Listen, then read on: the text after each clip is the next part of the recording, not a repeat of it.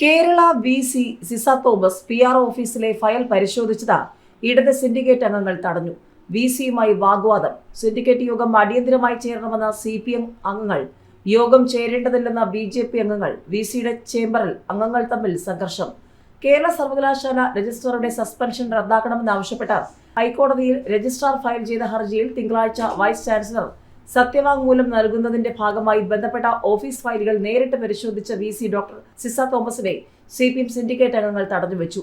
PRO നൽകിയ റിപ്പോർട്ടിന്റെ അടിസ്ഥാനത്തിലാണ് ഗവർണർ പങ്കെടുത്ത പൊതുപരിപാടിക്ക് അനുവദിച്ച സെനറ്റ് ഹാൾ രജിസ്ട്രാർ റദ്ദ് ചെയ്തതെന്ന് ഹർജിക്കാരനായ സസ്പെൻഡ് ചെയ്യപ്പെട്ട രജിസ്ട്രാറുടെ വിശദീകരണത്തിന് നിജസ്ഥിതി പരിശോധിക്കുന്നതിനായി PROയുടെ ഓഫീസിൽ നേരിട്ട് ചെന്ന കമ്പ്യൂട്ടർ പരിശോധിച്ച് സ്ക്രീൻഷോട്ട് എടുക്കവെയാണ് സിൻഡിക്കേറ്റ് അംഗങ്ങൾ വി.സിയെ തടഞ്ഞത്.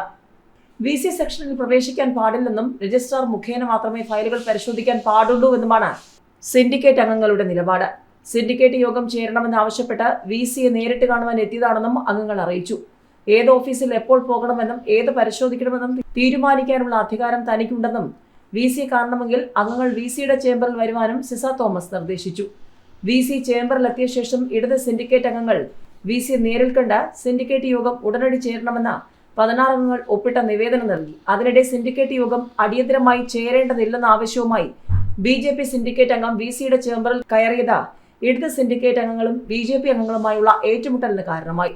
രണ്ടു കൂട്ടരെയും സമാധാനിപ്പിച്ച വി.സി അവരെ ചേംബറിൽ നിന്നും പുറത്താക്കി. സിൻഡിക്കേറ്റ് യോഗം ചേരുന്ന കാര്യം പരിഗണിക്കാമെന്ന് വി.സി ഇടത് അംഗങ്ങളെ അറിയിച്ചു. യോഗ തീയതി നിശ്ചയിക്കാൻ വി.സി തയ്യാറായില്ല.